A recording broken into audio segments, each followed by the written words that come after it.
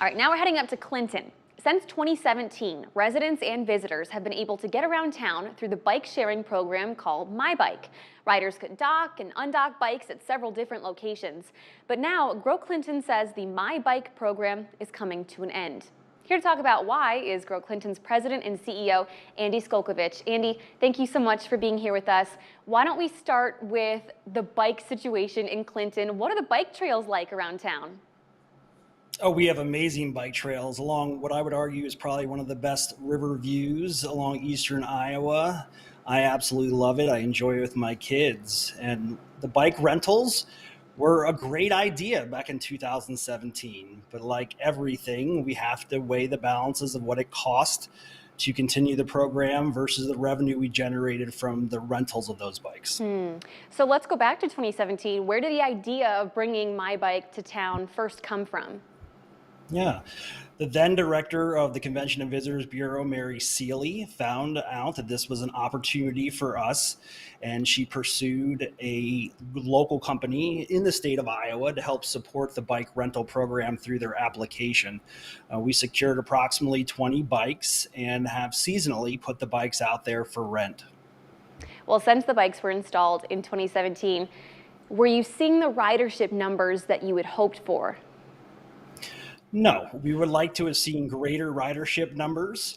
I think what's been transitioning now is really the popularity in e-bikes and scooters, not necessarily the human powered bicycles anymore, which is very unfortunate from an exercise standpoint. But we were seeing our usage decline year after year. Our revenue that we were generating from the rentals through the application, the mobile application, was going down, and the cost of maintaining the bikes was ever increasing. Yeah, how much money did it cost to run this program every year, and how much money were you bringing in? Because the numbers are kind of shocking how different they are. The rentals of the bikes were bringing in just shy of $500 annually, usually between the 350 and 450 range. The cost to maintain the bikes, have access to the application through a license that help control the locking mechanisms of the bikes, as well as GPS tracking should a bike get lost or dropped in a location where it needed to be found and recovered. Plus maintenance of the bikes was right around $10,000 to $15,000 annually. So a substantial difference. So any quality business person would look at that and say, it's not, juice really isn't worth the squeeze. Unfortunately, we could not continue to subsidize the cost of those bikes with the revenue that we receive through hotel motel tax associated with the city of Clinton. So I had to make a very tough decision. And as much as I loved watching the bikes go up and down Riverfront, we weren't generating enough revenue to cover the expenses. And there was often times where we would lose some bikes to theft. And in that instance, then you either have to track it down if it is ditched somewhere in the community, or you have to pay an insurance deductible to capture the cost of that bike, which was right around $1,200 per bicycle. All right, so now we see the problem here. You made the decision to end the program. What do you do with all the bikes that you still have?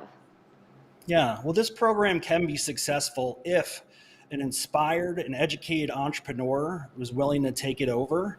It does require a tremendous amount of effort to manage the bikes, getting them to and from different locations, making sure they're locked up at the location they derive from, and really ensure that it's profitable. So we are actually in communication with an entrepreneur right now based down in the Quad Cities that is interested in securing the bikes through purchase to help his growing business. And that's very exciting. As much as I would love to see them maintained on Riverfront, it's just one of those things where the liability is relatively strong. Plus, again, the desire to pedal a bike just isn't there, which breaks my heart. But if there's a button to be pushed, which, the e-bikes are a popular thing as well as the e-scooters. And we do have a local entrepreneur that's been doing some e-scooter rentals up along the riverfront. That continues to grow. I see those buzzing by my office all the time. So kudos to them for unlocking a great business plan and really identifying a target market.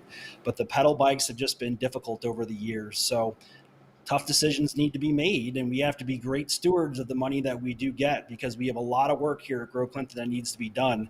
So we make sure every dollar of our budgeted allotment every single year goes towards effective programming. Absolutely.